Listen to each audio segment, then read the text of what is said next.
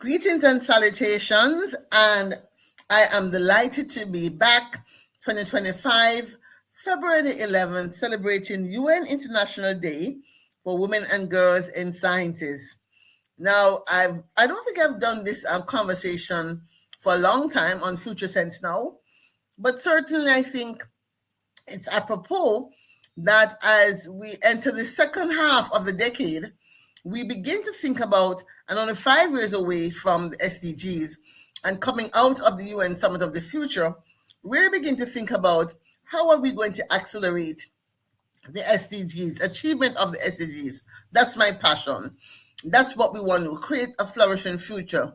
We know the role of women in creating this flourishing future.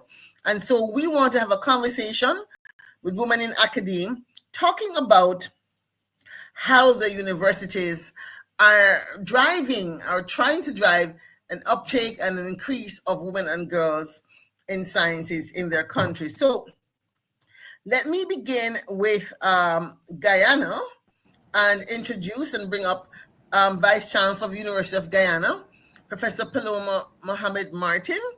I'm excited to hear her take on how she thinks this might play out.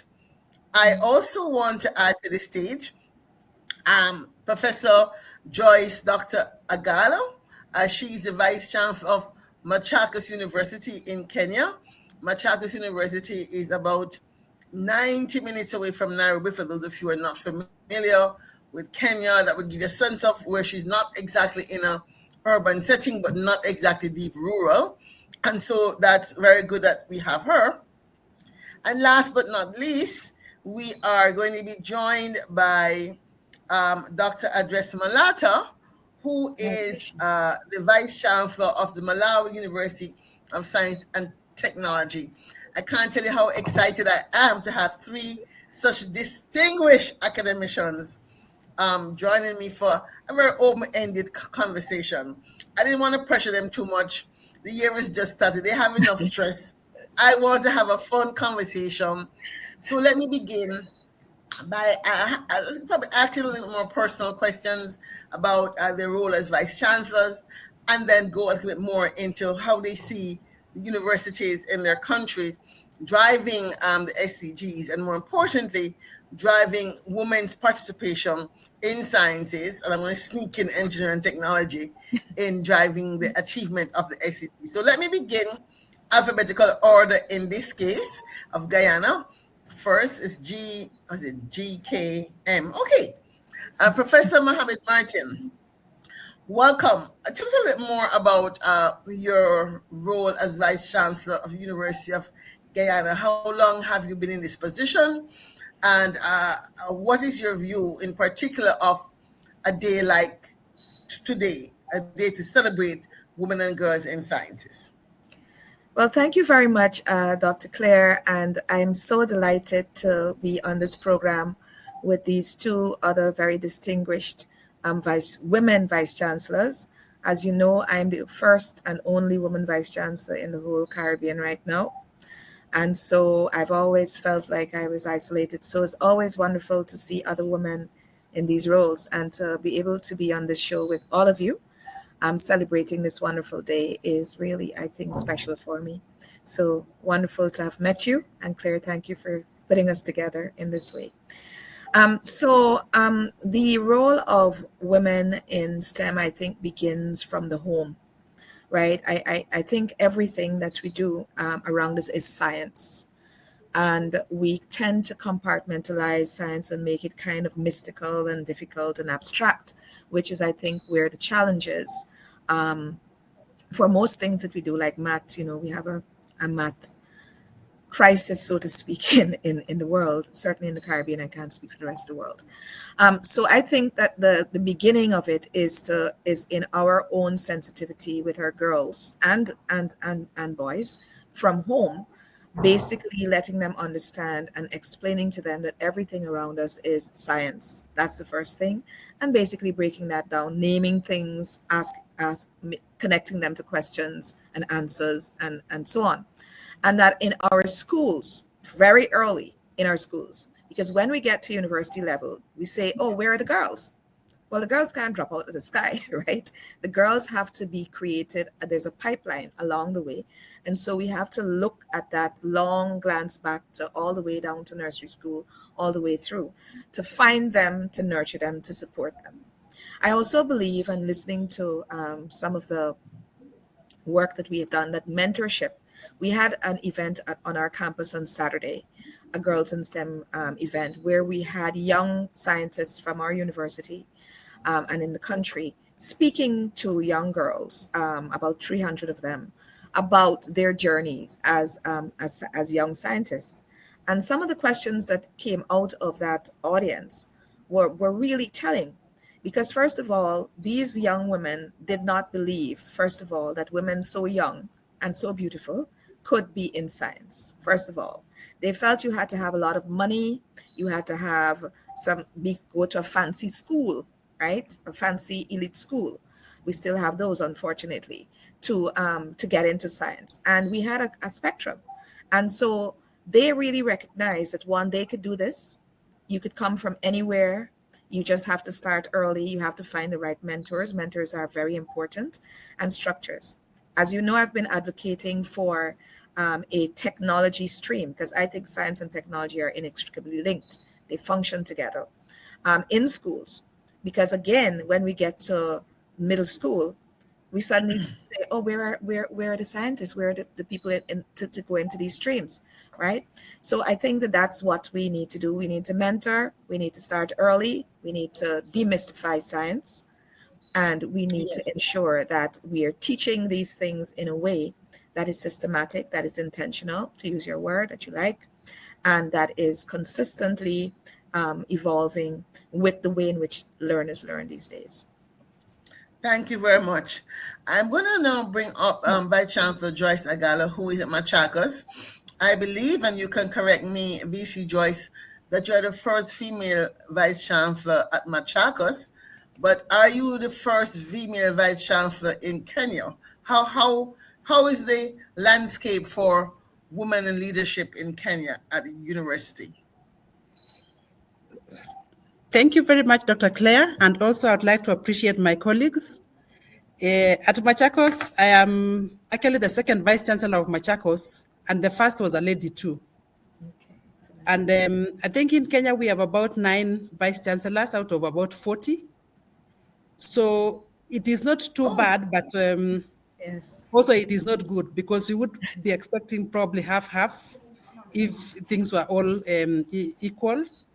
But I know that the struggle, especially for the ladies to reach the top, you have to really work double, and you have to really prove yourself every other time. So I think I would like to agree with my colleague that even in the field of science, it is extremely important that we support the girl child initially, just right from the home, that they get that support, they get the potential to unleash their potential. They have to be given the support, they have to be given the affirmation, so that they can affirm themselves. They can know that I have the potential, and I can be able to do 1, 2, 3, just like my counterparts. Also, it is important that we give them support for the basic needs, because sometimes we see, and again, there's a situation in Kenya where we are seeing that sometimes the girl child is not able to go to school in certain times of the month because of, our biological impact, and therefore it is important that we provide all that support, so that even as they are in class, then they are not missing part of the classes because of who they are. I think it's also good to give them opportunities to showcase their talent and show what they are able to do, so that even as we provide role models, as we provide, we guide them, then they have the opportunity first of all. And like for my role as a Vice Chancellor, yes, I know I provide strategy for the institution, I influence the direction of the institution, but more so, I am very keen and very sensitive to the fact that I'm also a role model for the girls, and they look up to me to be able to provide support for them, to be able to give them direction. So anytime I get any girls in STEM, I sometimes even go out of my way. If they have a challenge with their fees, I ensure that we are providing an opportunity for them with the bursaries that we have in the institution. Or if they have a challenge with maybe equipment and all that, then we have a special attention to them so that they can have that opportunity to be able to move ahead. Even at the moment at the university have established a creche where if they have any challenge, along the way, if they have, the girls have, in one way or another, have other responsibilities that they have to take as they proceed in their studies, then they are able to be supported in one way or another. So I think the most important thing is, first of all, for them to be given that opportunity, because for me, I believe that they have the potential and they are equal to the task. It's only that sometimes the opportunities that they have are limited. Thank you. Thank you so much. Let me add to the conversation now. Vice Chancellor address Malata from Malawi University of Science and Technology. Are you, in your instance, the first one at your university? And then how are you coming at it from the perspective as an educator yourself, this issue of women and girls in science and the role of the university in Malawi? Okay, thank you very much, Claire, and thank you, my other colleagues, for being here with me. I love this conversation, and it's an honor that I was invited to be part of this conversation. Firstly, to just emphasize the fact that I'm the first woman to become a vice chancellor in Malawi. So for all universities, first woman. I'm asked to say that I'm coming from a nursing and midwifery background. So in Africa, the first nurse midwife professor to become a vice chancellor of a university. So the whole of Africa, Ghana came after me, and I do know they reached out actually when the president appointed the second vice chancellor. For me, the story looks good, but I'm convinced that unless when I finish my tenure this year, another woman takes over this role, then I'll celebrate.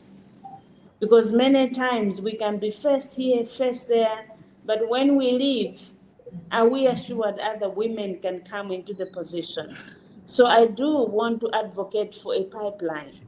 And so the reason why we're talking about girls is because we need to create as many women, girls, women that can take over from us when we finish our tenure. So actually, I'm in the last year of my second tenure. This is my 10th year as Vice Chancellor. Over the 10 years, they have appointed other women. In the public universities, one more, and then in the other private universities, a couple of women that have taken over position, but less than 5 in my country. I'm a passionate advocate for girls and science, and I decided when I became a vice chancellor that I will introduce a program, Science Camp for Girls. So every year we get girls from rural Malawi. They come into the university. They are exposed to science and technology. And I tell my own story to these girls that I went to school without shoes. I was a needy student. And yet I managed to become a vice chancellor and also one of the first professors in Malawi. One girl listened to my story. She went back to repeat Form 4 because I told her that I repeated Form 4, which is like upper secondary in Malawi, and yet I was still able to get into these high positions with a repeat. And this young girl said to me, I'll go back to repeat. And she's just finished her degree in actuarial science. When she repeated Form 4, she got all distinctions. So our stories tell a story to other girls and women. But what is key is to make sure that we have a pipeline. So I love the fact that Prof talked about let's start in the home.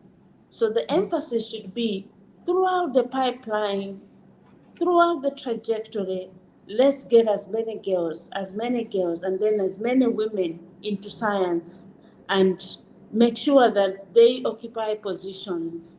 So we're starting, yes, with home, and then we're talking about daycare or pre-primary education or nursery.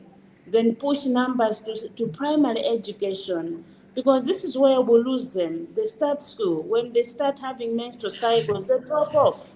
Menstrual hygiene must be part of what we do so they don't stop going to school when they're having their menstrual period.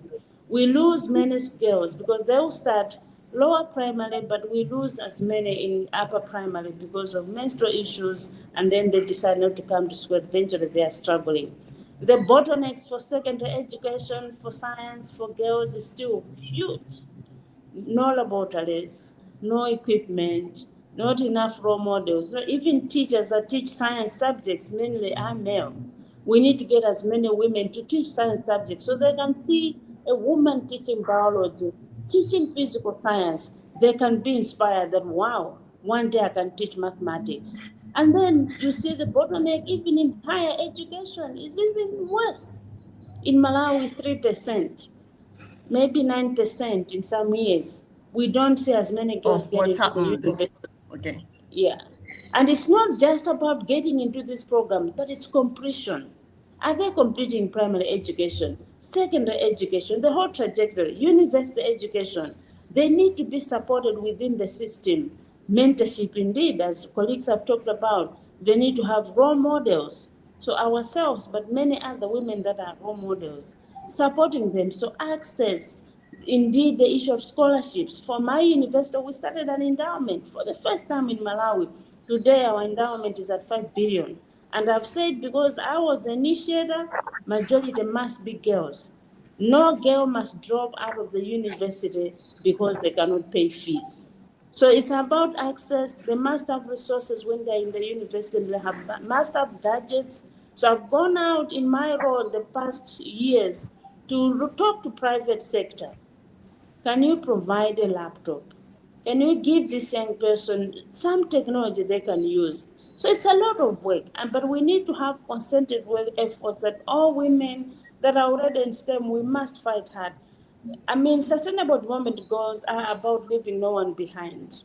African Union Agenda 2063 for us in Africa, we should have the Africa we want. But we cannot have these aspirations if girls are left behind. And it's not just about one girl. You celebrate Professor Malata. It's not good enough. There must be as many Professor Malatas in Malawi, in Africa. And then they also must be on the table where decisions about STEM are being made.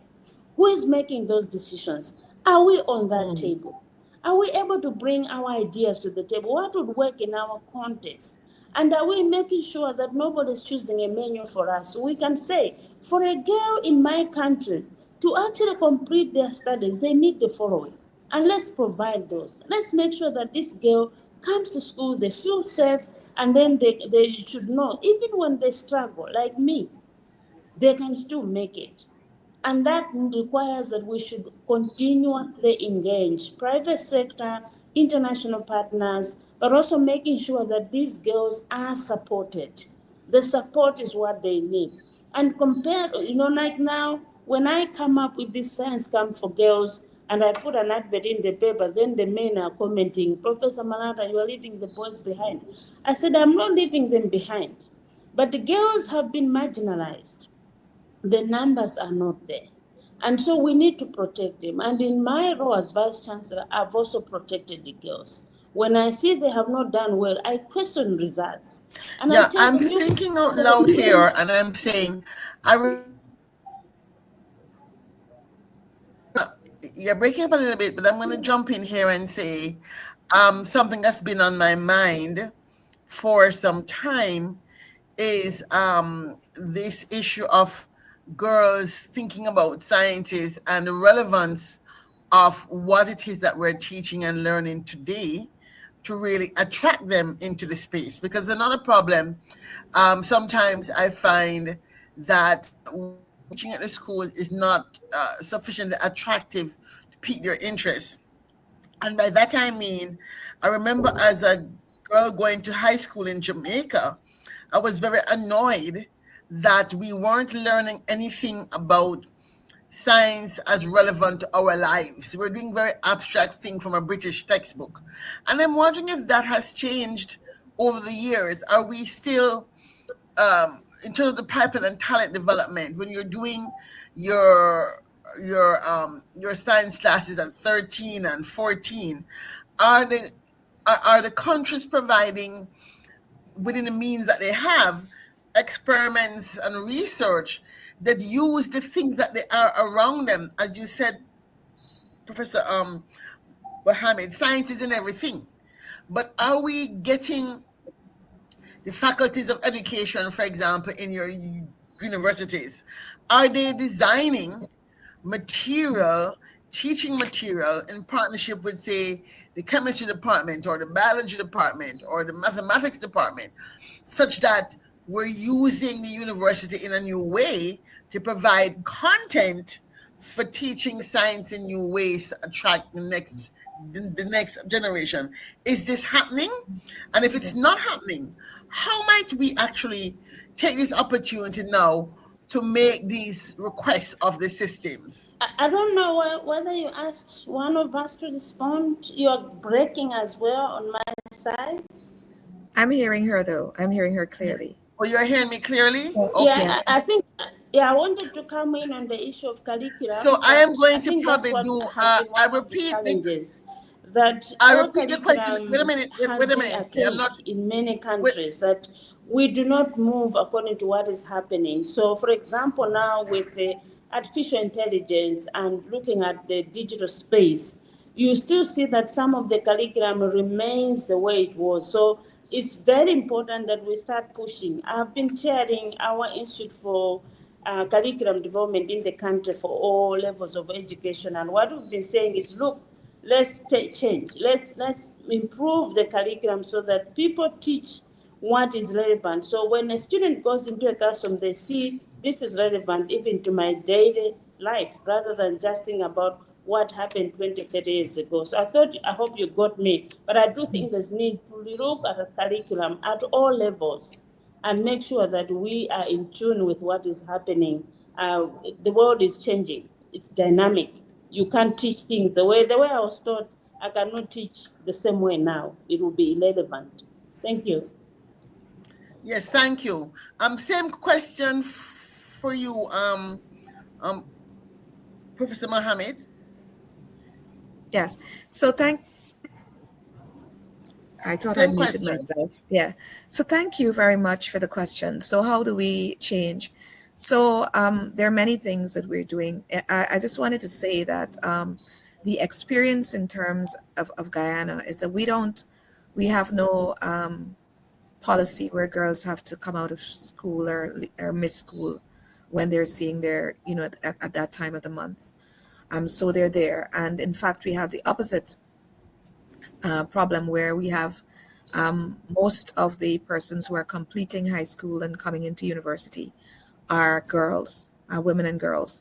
The issue is that they're still kind of working in this the traditional sense where their parents, and often they say their parents and teachers and others in their family try to steer the girls away from what they think are the more masculine kinds of jobs, such as in science and tech. And of course, the conversation, a very important conversation about how much money you can make. This is a very important decision making when the families sit down. They don't know how much money you can make if you are in these areas. So we have to put that. So what are we doing? So we have this several things. But let me talk about Razor. We have a program in the university which was started about 4 years. It's in its final year of its first iteration now. It's a regional STEM accelerator, and one of the things that it was designed to do was to bring students from around the country. We have 10 geographic regions in Guyana, and the number of students who get into university were about 90% of them are from the coast. So about 5 of those regions in the hinterland areas, you could get less than 10% of the students. So we, in creating our blueprint to 2040, decided that one of our first aspirational goal was to have at least 1 graduate per household. And in order to do that, we needed to penetrate and go back. So that was a very high level. So we have been piloting this project with 100 students, 10 from each of those academic geographic regions. They must have had, I think all of these British former British colonies have, countries that were colonies have this 11 plus exam. We call it the common entrance exam to get into high school. So they must have had the highest grades in math and science at that level. So they're 9, 10, 11 at that time. What we were noticing, they were disappearing after, they get into middle school. So we bring the first, 10 from each region, so 100. We bring them back every year. And what we've been doing is creating a curriculum that is in tandem with what the final exams, GCE and CXC exams to get into colleges, in our labs by whatever their outcomes are, we redesign the curricula to be taught in our labs by our lecturers in the summer. For 1 month, it's a residential camp. They come, they stay with us. We teach them the way that they want to learn. So it's an iterative process. Every year we kind of change that. And our aim was, one, to make sure we had 50% of the girls in that program, that by the end of the program, which was 5 years, we'd have 50% of the students left. Third, that we would be able to accelerate, if possible, if any of those students had an ability to do that, to get them into university a year ahead of their peers. Well, let me tell you what the results of those are, of that is. Last semester, we brought 3 14-year-olds from the program into our computer sciences department. One was a girl. So that's the acceleration part. After 5 years, we've lost 1 student. So we have 99 students from the original cohort of 100 still in the program, because these are students from very, vulnerable backgrounds, as well as students from good backgrounds. Well, what we call not good, but elite. They have more, and we mix them up, and they learn. But what we also have been doing is also creating it on a kind of gaming, kind of competitive basis. So we form them into groups. We have a grand challenge every year. We create a cipher. They have to apply 5 principles from whatever they learn to unlock the cipher, which is to understand, problem solve. But they also have to build the solution. And all of that is done. And we give them, of course, prizes, etc. This program has been so successful that the Ministry of Education wants to replicate it across the country, and the donor wants to replicate it across the country. The problem is, because it is kind of embedded in a university-rich environment. So they go into our labs, they're in our dorms, they have our lecturers teaching them, etc., etc. It's very difficult because we're the only state university in the country that have these resources, right, to do this. So it's very difficult to replicate it unless we do back-to-back or take students out of school. So we're looking at a different model, maybe a weekend model, etc. But what we are learning from this, because there's a big research back end to this, while we're doing this, there's a research team basically analyzing how these students are learning, what's happening with them socially, academically, how are they staying in touch? There's some, during the year, because they're from different places in the country, and we have a huge country. So they've created their own groups via WhatsApp, which we didn't expect, and that's other issues with that. But, and we also bring their teachers. So the teachers could also learn how this is happening and what we're doing and how we're teaching science in a different way. That's one thing. The other thing, and I'll stop because I know other people have to speak. We are also piloting our Alpha platform, which is our AI virtual reality platform for not the brightest students, right? But we are doing it for students who have come out of school, dropped out of school, and who it might be difficult to bring them back in. So we're using this immersive gaming technology that we're testing now for teaching math and for teaching things that are necessary for process training and things like that. And I should say that in order to do this, because somebody spoke about the back engineering, I think it's my colleague from Kenya, that's necessary in the curriculum. We created at the university one of the first AI policies in the world in June last year. So that's how soon we did it. It's not settled. It's, of course, dynamic. But our position was that we cannot be technology averse. We need to be able to teach our students how to use this technology, how to manipulate it, and how not to use it, as well as ourselves, because this was not going back in the box. And so this required us back engineering now all of our assessment. There's a big war about assessments and, you know, integrative assessments online, on how you assess a student who's using AI tools as against, you know, non-AI tools, how the lecturers. And the last thing we did was when we reformed our teacher training, our faculty of education, and we put all our teachers online, because they had lost so much in COVID, we didn't want to take the teachers out of the school. We created a technology and teaching department, so that we're teaching teachers not only how to use technology, but also how to teach their students how to use technology and to use it in these departments. So there's much more, but those are the three flagship ones I'd really four actually that I want to mention, because I really totally agree with my colleagues from Africa that this idea that science belongs in a kind of a pothole and that you can't do anything to change it. You everywhere in the university can be brought into this. I think this movement, so to speak, of getting women and girls involved. As I'm hearing you, I'm just saying, wow, all this is happening and nobody knows. Well, that's a nobody. The world doesn't know. One of the things I don't think we do very well, certainly when I look at universities in the Caribbean versus universities in the United States, I don't think we do a very good job in the Caribbean of talking about what we're doing in terms of research and new challenge, new techniques. And I think it's probably the same in Africa. I'm going to go to Vice Chancellor Joyce and ask her, from the perspective of Machakos, what have you tried? I know you have quite a few schools in that county, and the county is also pegged to be the next big thing in Kenya, being next door to Nairobi and also being home to the first smart city in the country. So what have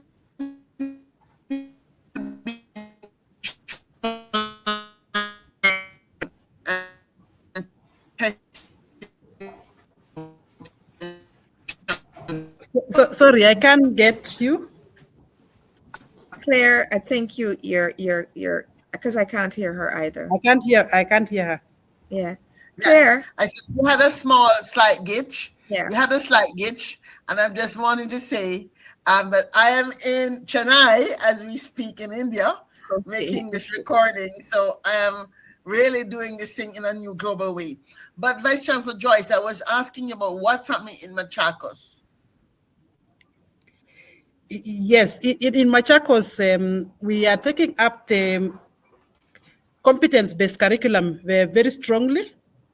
And what is happening is that we are utilizing materials that are available to us, so that you cannot have any excuse to say we don't have whatever materials that are required for us, the students to be able to take the subjects that they are taking. So we are focusing on a number of the girls' schools.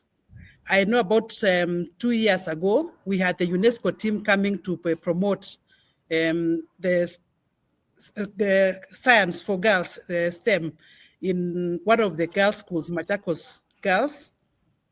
I was invited, and at that time, my predecessor was the Vice Chancellor. She was invited to give a speech. She's a professor of entomology, and therefore a very good example for the girls, and also being a Vice Chancellor at that time. So the issue of the role models, as we said, and currently we have more and more students being encouraged to be able to take up science. It is open for them as well. And also that we are encouraging, even like at our university, where when we are employing, we are giving preference if there is a lady, or we deliberately go to faculty. And if there is no lady, then we can even headhunt to ensure that we have somebody in the faculty who can be a role model for the girls. And then as we also reach out to the schools, we have our Office of Career Services, which encourages especially the girls And we also have meetings where we bring in role models from various sectors in the economy to be able to come and talk to the girls. So almost on a monthly basis, we have a team talking to them. And we have also provided opportunities in the university where they can showcase their talent. So like those ones, for example, even in design, last week we had they had an exhibition, and I was happy that most of them were girls, and they're even getting into the field of technology, where they are incorporating AI in even the products that they are delivered, they are developing and they're designing.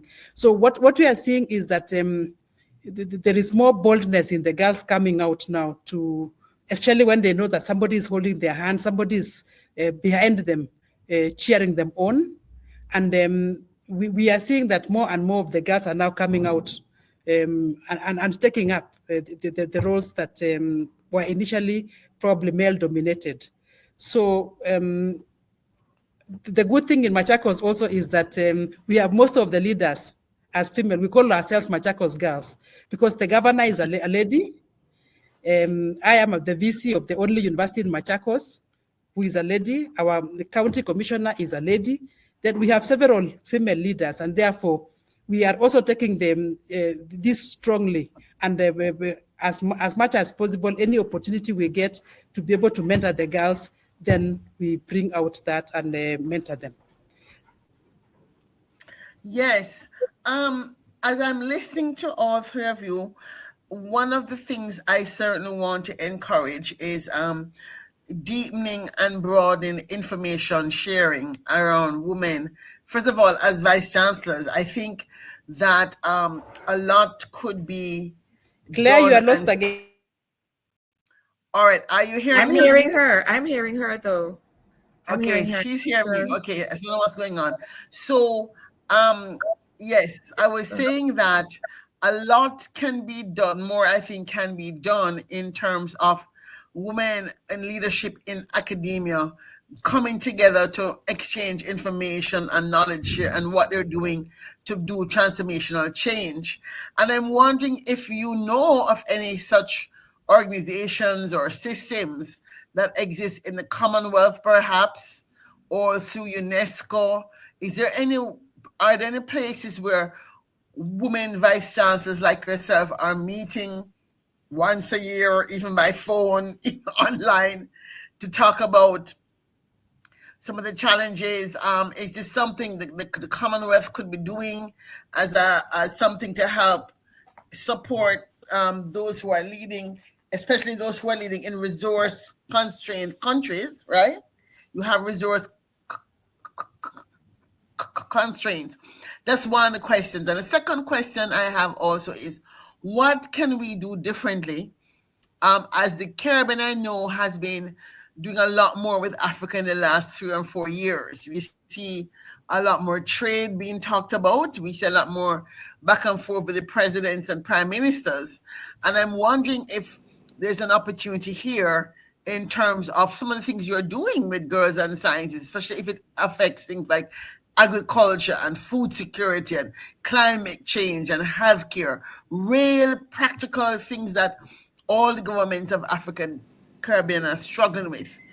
How would you see a possibility for maybe a best practices or lessons learned exchanges, knowledge exchanges about what's working, so we can move further faster? Anybody can start off with this one. Yeah, I can start. I do know that there is Roof Forum. Roof Forum is a Yes, please regional go ahead. grouping for, yeah, there is a Roof Forum, regional forum for universities. And this is a regional grouping. I hope I can be heard because I seem to have a problem with the stream yet. We're hearing you. Yes, yes, yes. Yeah. So Yes. within Roof Forum, this is a grouping of vice chancellors, and most parts of Africa are part of this. And I do know that within Roof Forum, we did create, or at least when I was joining 10 years ago, there was a grouping for women vice chancellors. But it has struggled. because we only meet once a year. So when RUFORUM is meeting, then we'll create time for vice chancellors to meet. I found the meetings very helpful. I think there was a Professor Mebo Ipunga from Kenya who at one point when we were starting was chairing. That was the first time I met other vice chancellors, and it was very enriching to hear their experiences, their challenges, how do they navigate in a field where predominantly it is a male. And I learned a lot of lessons. They gave me guidance as a young vice chancellor. I do wish that this grouping could be strengthened. At the moment, I attended meetings last year for RUFORUM in Namibia. You can actually see a struggle, and it's very unfortunate. But I do believe that it would be good. And there have been a lot of colleagues of mine, vice chancellors, that are saying, you know what, let's have a strong grouping. There are groupings here and there, but I wouldn't say that they are as strong as I would have wanted them to be. Because as just listening to my two colleagues here, a lot of issues happening, a lot of activities that if shared in a grouping. And then also, for me, it's a pipeline. The problem is not just the vice chancellor's meeting.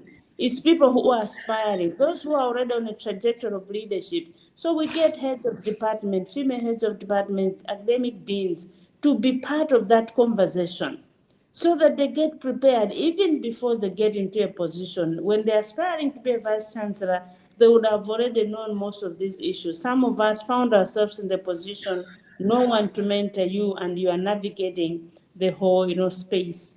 But I do think that this is something that needs to be encouraged.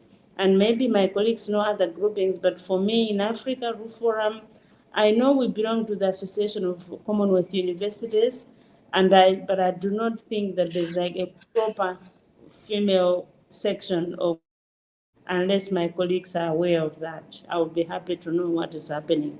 Thank you. Thank you. Professor Joyce? I think for me, I am not aware of maybe an international forum, but among the vice chancellors in Kenya, the female vice chancellors, once in a while when we meet, have meetings, then sometimes we sit on a table and share our issues, our challenges, and also there are a few cases where one-on-one you can take, like for me now, I have identified one of the VCs who has been there, who is in the second term. And once in a while, I just call if there is any challenge or I have any issue, I can be able to relate with her and they can be able to share. But officially, we don't have any forum. But for me, I would really like to advocate that we have a strong forum where we can be able to share, where we can be able to bounce our ideas, maybe even share our successes so that we can build a strong network where we can be able to even share the ideas of even mentoring the girls or just general leadership, even board dynamics, even how you are envisioning for your institution, how you are embracing, how you are being embraced and how you can be able to extend that influence to the others. I think it would be good if we had a forum, a very strong forum where we can, even internationally, so that we are not just caged in Africa. I know issues go across the board where we can all be, we live in one world where we have more or less similar issues, or if they are not yet here, then they will still be able to come here once in, after some time. So it is good that we are all open to a forum where we can be able to share all these ideas. And the fact that also that our youth, now we are even training them for the global market. So it is good that they can also be opened up to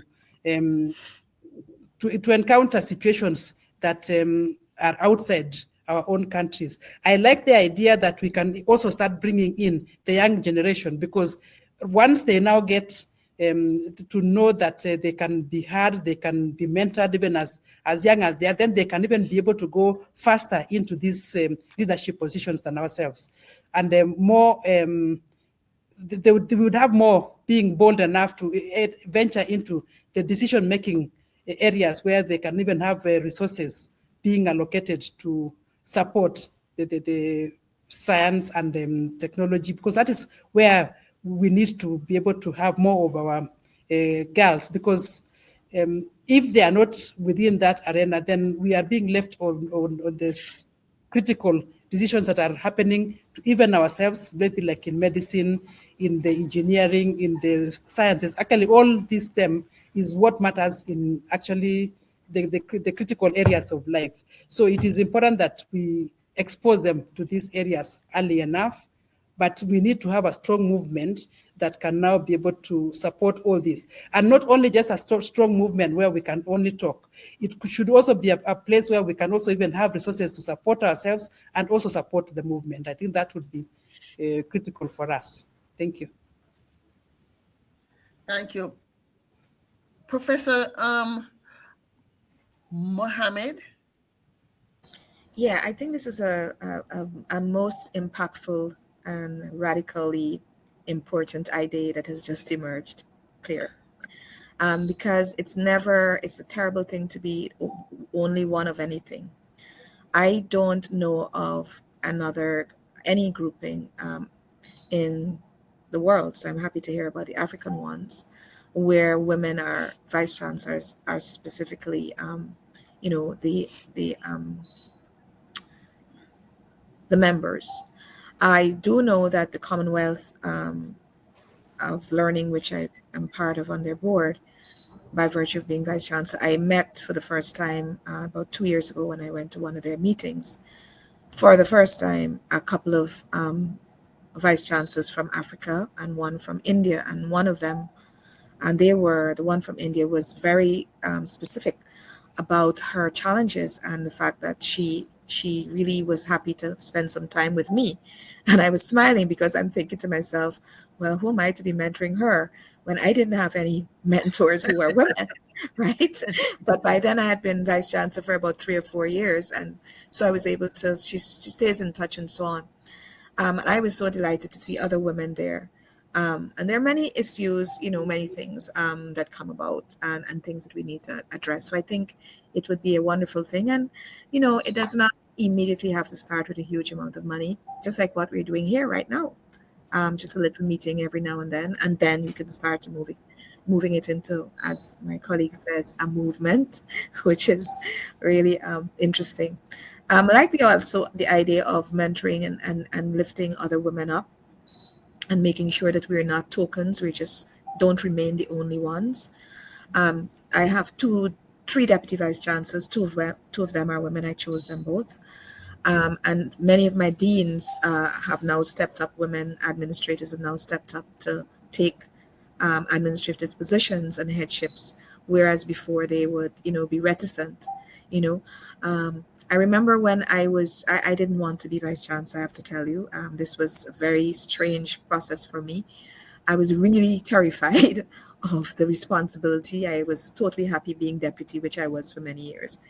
And one of the female vice principals in the UE system, I remember reading an article of hers in a Liat travel magazine on a plane one day, in which she said a very significant thing, and that is that women are afraid of their own power. And that stayed with me in all through what I've been trying to do and trying to kind of learn about how to do this, especially in these disruptive times. So it's a great idea. The other thing, which is about how we're able to share information and experiences and perhaps leapfrog and leverage off of each other's intellectual and other resources. I think that's an important extension to what you're saying, Claire. Because certainly all of these other things that these wonderful women here are saying about what they're doing, what their countries are doing, is something that I think we should know some more about and dive a little deeper into. And especially, I think, in the global context that seems to be emerging, which is hopefully not what it seems, which is anti-intelligence, anti-woman, anti-woke, as they call it, anti-multiculturalism, anti-education, which of course we know that in those contexts, women and girls will be the first to really feel the brunt of it if we don't intentionally assess this and make some decisions about how that shall not happen, right? And cannot happen and must not happen.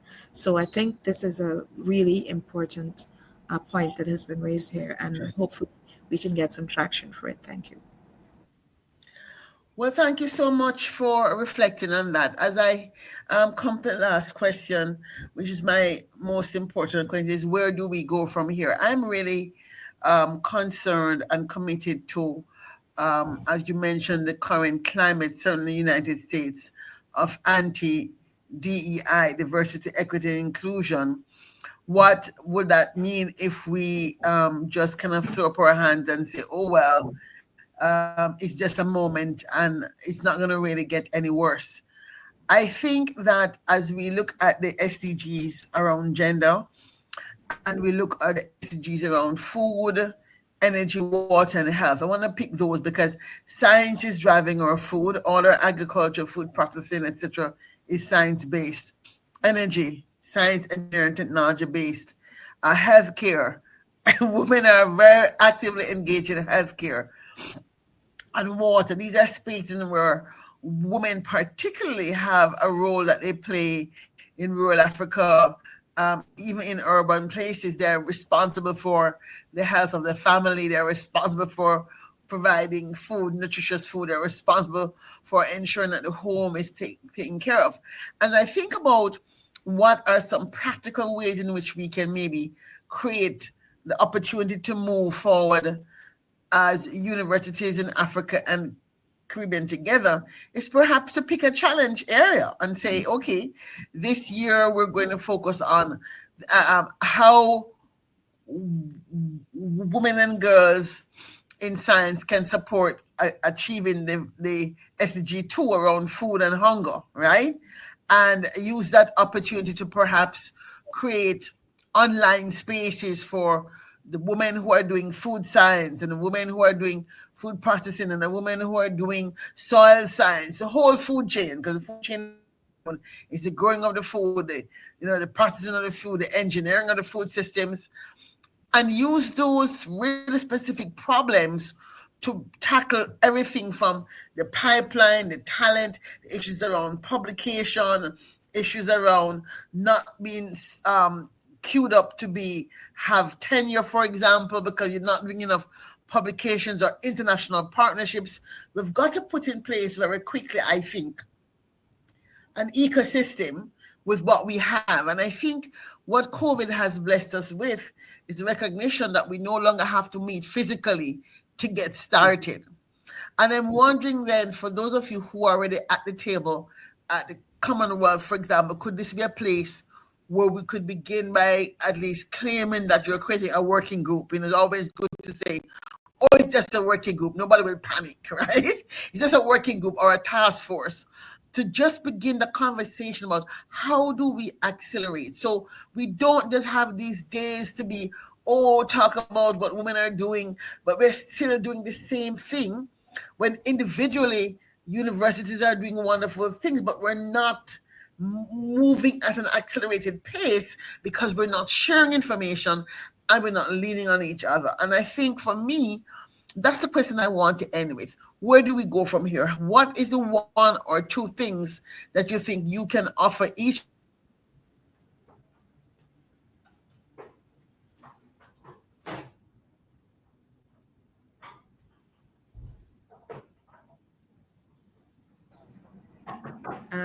I can't hear you, Claire. I think Claire has been interrupted. Her internet was kind of probably lagging. But I think she asked the question, Claire. She asked a question about where we go from here. I think that's the question. So if we're all here, maybe we could answer and she's going to join. Would you like What to go are the ahead? questions? Can you come The question is, where do we go from here to ensure that, she's dropped off completely now. Mm-hmm. Yeah, where do we go from here to ensure that what we're talking about does not actually just be, stay as a conversation, and that it translates into some kinds of impacts. And she was particularly interested in food, agriculture, and health issues that are such important aspects of our SDG agendas, as well as in our own countries and continents. So that's what I think she was saying when she dropped off. So would you like to comment on that? Yeah. Joyce, you want to start? Okay, I think for me it is good that we continue with this kind of forum where we can agree that we can have an agenda, and we look at items that we would like to work towards as a team, so that we can give ourselves a period. For example, if we are saying this year we can focus on, as she's pointed out, agriculture, then we can see what each of us as an institution can do to advance this agenda, as well as also learning from each other, so that we can form a team and probably at some point even invite others, but we regularize this forum so that we can see how we can expand the forum, but sustain it as well. Okay, great. Madam Vice Yeah, Chancellor. I like that idea, Joyce. I think indeed, just making sure that we are talking, and we have a regular meeting, and then we can look at low hanging fruit. So I think for me, climate issues are now on the agenda because we have disasters that are coming. We also are looking at the whole indeed food chain from the garden to the table. And so just looking at everything that's happening. And if you look at the role women play across the board, there's justification to push for STEM among girls and women. And because we want to achieve food sustainability, we want to have a food basket that's sustainable for all nations, for all generations. The issue of using virtual platforms have an advantage. As you said, Joyce, we don't have to fly into another country. We can actually achieve more. We still need to understand there will be hiccups. I think, like for me in Malawi today, I don't think the internet is good, because half of the things that were discussed I can't hear. I see your faces, but it looks like internet is a big challenge. But overall, many times we've been able to attend meetings and present even international meetings virtually. So we should be able to convene. I do think that we could also leverage on what is already happening, like inviting, indeed, a few other vice chancellors on the forum.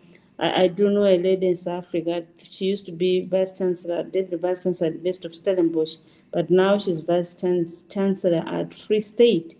We've had a conversation with me over time. Like, she feels that we're still missing something. We need to get together. So, I mean, people like Hester Cropper, bringing them on board, and then we can start looking at what's low hanging. What can we do? What's already happening in other institutions, and how do we magnify? And for me, it's also about telling the stories, because I think there's so much good that's happening. Just listening to the two of you, I know that even with what I was little able to share, if we put everything together, these are big stories that can make a difference in our countries, and we can learn from each other. So I think we also need to strengthen that. We cannot solve all problems, but there's potential and power in girls and women, and we should ensure that they are not being left behind. We need to be on that table. We need to shape the agenda rather than having people shape the agenda for us. We can shape the agenda for ourselves, and because we are women, we know what women go through. We know the challenges.